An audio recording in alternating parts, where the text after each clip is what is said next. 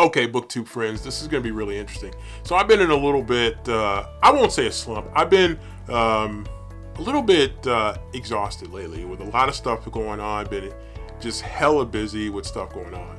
So I haven't been filming as many videos. I'm just reevaluating whether I want to keep doing the weekly wrap-up video. So we'll see what happens with that. But as I get back into shooting videos, I was on Twitter and I saw that I was tagged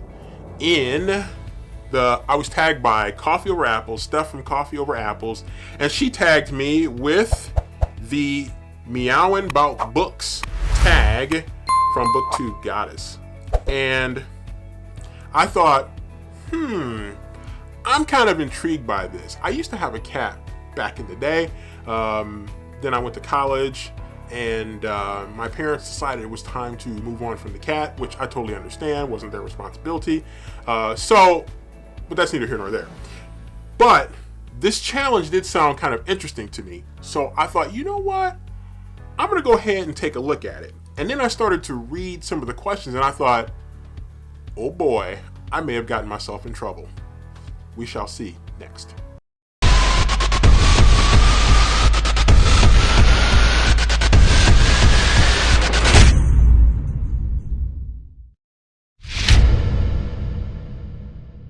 Okay, so I started looking at some of these questions, and they were a little tougher than what I was thinking. So now normally when I do these book tags, I'll write the answers down beforehand and then come back and basically just read. Okay, so I kind of cheat a little bit. But this time I decided not to cheat, and I'm gonna just sort of work my way through the tag questions, and we'll see what happens. Okay, so number one is Catnip, an addictive book or series that you devour in one sitting. So I started thinking about a number of books that I devoured in one sitting. So probably the most recent one that comes to mind is Truly Devious by Maureen Johnson. Now, you may say I cheated a little bit because I did some of it as an audiobook and some of it as this paperback. So I just really sawed through this so fast, and I really was happy that I did, because I bought the original 3 books in the trilogy, and I know that the 4th book is a 4th book, I won't say the 4th book, a 4th book is coming out as the series continues in a slightly different format. So I wasn't sure. I've had these on my shelf for a long time, and I finally decided to take the plunge with Truly Devious, and I ended up really liking it. I got hooked on it. I listened to the audiobook at like almost 2.0 speed, and then I was reading this in parts, and then I reread parts that I wanted to see with my own eyes as opposed to hear with my own ears. And so I really knocked this out in about half a day, to be honest with you. I just went to town on it. It was, and I really, really enjoyed it. And I've already jumped into book 2 in the Truly Devious series. Next up is Litterbox, a book so stinky you want to bury it in the sand. I don't think I really have a good book to put in this category. Usually if a book is just bad, or if I just didn't enjoy it for whatever reason, I just move on, and I'm more likely to just forget about it than to bury it. Now, to be fair, there are a lot of books that I take a chance on, a lot of novellas that you can borrow from Kindle Unlimited and read, and you can read in like, a half hour, and you may like them, you may not. Some may be better edited than others. Some may have better stories than others. Some may have better storytelling than others. But if they're really bad, I usually just forget them rather than bury them. Next up is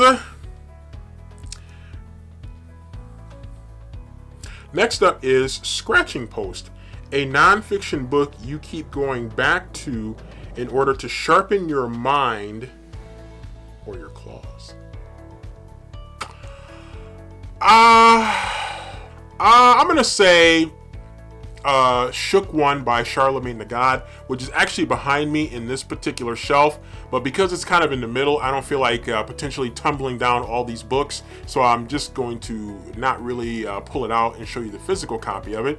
But I did read that one, and that had a lot to do with mental health, with black men, and basically not being afraid to seek out help if you need it, and look for ways to work on being the best version of yourself. And I really enjoyed that book. I wasn't sure what I was going to get when I decided to pick that book up, but I was glad that I did. It's back there. I read it. It's got a lot of notes in it. I've highlighted in the book, annotated to some degree. I really enjoyed that book. Also, John C. Maxwell books. I've read a lot of John C. Maxwell books. I've got a number of books by Patrick Lencioni. John C. Maxwell talks about kind of leadership and self-improvement. Patrick Lencioni kind of talks, Patrick Lencioni uses like a fable at the beginning of the book, and then the nonfiction book comes later, nonfiction part of the book comes later. And so through telling a story and then giving you the practical nonfiction stuff, it helps enhance a point that's being made. And it talks about like, ways to handle situations in the office, ways to handle situations in your personal life. And so I've read, I think, 3 or 4 of his books, and they were really, really good. I have more that I could be reading, that I should be reading, that are behind me and elsewhere that I should be jumping into. But I would say Patrick Lencioni is definitely one. John C. Maxwell, and then of course the Shook One by Charlemagne the God. Those are like some of the titles and authors that really jump out at me as books that I could keep going back to for one reason or another, that I've highlighted things that really help me to become a better and better person, to quote unquote sharpen my claws. Next up is Mouse, a short book or short story that you like to play with and then devour.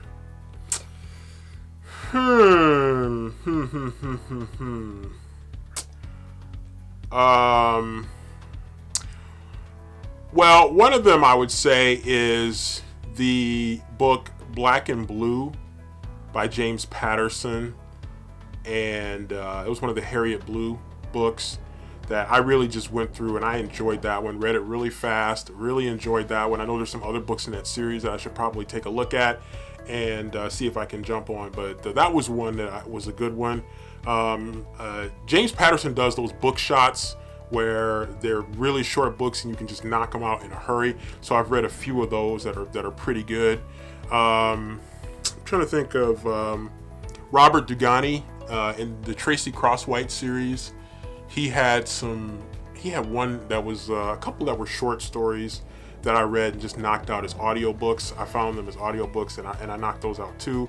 Again, I'm character driven with my stories, and so if you got a good character that I can really kind of sink my teeth into, that I can feel for one reason or another, either hate to love, love to hate, love to love, hate to hate, whatever, that's usually what hooks me. And I do like short stories, novellas. I really like to read those and take a chance on novellas. If it ends up being bad, then it was a short bad experience as opposed to a long 5, 6, 7, 800 page experience. And so I'd rather go with short and miserable than long and miserable. But Robert Dugani and James Patterson have had some shorter books that I've really enjoyed reading. Next up is Hairball, a book that you liked on the first read, but after the passage of time, you find it makes you want to throw up. I don't really have a good answer to that one. I don't think there's any book that I liked initially and then eventually did not like. I can't think of one off the top of my head that fits that category. Usually if I like it, if anything, it's usually the opposite of me. Usually I didn't like it when I first read it, and then I ended up liking it more so than liking it at first and then finding out that it was not good for me and throwing it back up. So I don't really have a good answer for that one.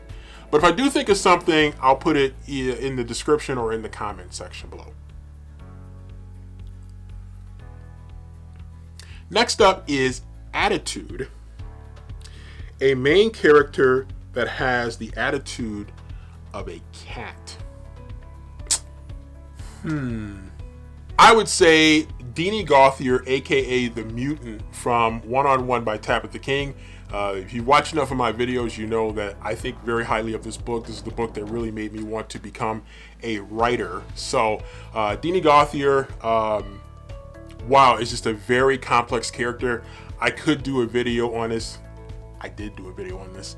And just really was just a fascinating character. Not always warm and fuzzy. And sometimes can have a little bit of a temper. It might even claw you up if in the right mood. Or in your case, in the wrong mood. Next up is Purrfect. I can't purr like some people can do. A book or series that is so perfect, you can't find any flaws at all.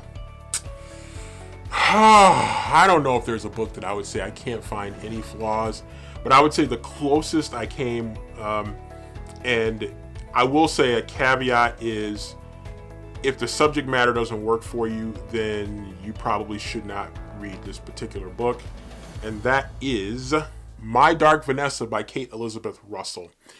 This is a very difficult story subject, to be sure, because it has to do with an older person in an inappropriate relationship with a younger person in a school setting. And if you can move past that and stick to the quality of the book, this is a really extremely well-written book. This was my pick for Book of the Year last year for fiction, and I just thought it was just exceptionally well-written, great storytelling, a powerful, albeit very uncomfortable story, but is so well told. Next up is Hiss. Your favorite horror or scary story. Okay, so I had 2 copies of this book, and for some reason I was having trouble finding either copy, but I did find one of the copies, and that is Carrie by Stephen King. And this is probably, I would say probably my favorite horror story. I don't know if you would say necessarily it's the best story that Stephen King ever written. I don't know if you would say it's the best story that Stephen King's ever written, but it's certainly one of my favorites and one of my early favorites as far as horror, really getting me into Stephen King and really getting me into reading horror type stories in general. So I would start with Carrie. And lastly is 9 Lives, a series or author you liked, then was dead to you, but then you liked again. Well, let's go back to Stephen King. Hey, I mean, I loved Stephen King. When I was in high school, I read a ton of Stephen King books, a literal ton of Stephen King books. I was devouring almost everything except for it. It was too long and I decided I did not want to go there. Someday I may go there, maybe not, but someday I may. I've seen the movie, and so many times I've seen the movie that I don't even know if I want to read the book, but I probably should read the book anyway because books are usually better than movies. But Stephen King I read like crazy in high school. Then I had a couple kind of mediocre experiences with Stephen King, and I stopped reading Stephen King for a long time. And then recently, in the last few years, I started reading Stephen King again, and I've rediscovered the things that I like about Stephen King, reading some of his older books, like Firestarter, I read for the first time, and then reading some newer books like Joyland. So I've read some more Stephen King lately, and I probably will continue to read more Stephen King as I rediscovered the love and enjoyment of reading Stephen King style horror. And it all started with Carrie. So that does it for the Meowin' About Books book tag. I had a lot of fun with it. BookTube Goddess, thank you for that. It was inspired by a tag from Break Even Books, and because Break Even Books reached out to Steff at Coffee Over Apples, Steff reached out to me. I was getting ready to shoot videos today anyway, so I'm like, you know what? I'm gonna go ahead and give it a try. Meowing About Books. I had a fun time with it. and it made me remember the cat that I had when I was much younger, and it's got me thinking, maybe I should think about a cat again in the future. Stay tuned.